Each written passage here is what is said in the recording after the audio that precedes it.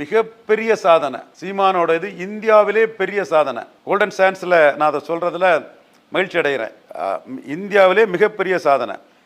சீமானுக்கு எத்தனை சதவீத வாக்குன்னு எல்லாரும் கேட்கும்போது 2% அல்லது அதோட கூடி இருக்குங்கிற கருத்தை தான் நான் சொல்லுவேன்.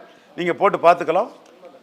பெர்சன்டேஜை நான் சொல்லலை, பட் நான் சொன்னது மாதிரி 2 மடங்கை தாண்டி கூடுதலாட்டும் வந்துட்டாங்க.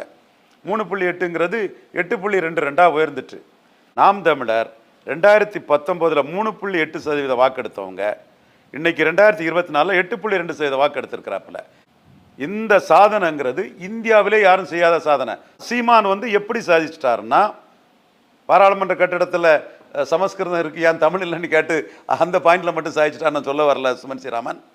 அவர் சாதிச்ச இடம் வேலுப்பிள்ளை பிரபாகரன் இமேஜ் தமிழ்நாட்டுக்குள்ள பெருசா இருக்குது. வேலுப்பிள்ளை பிரபாகரன்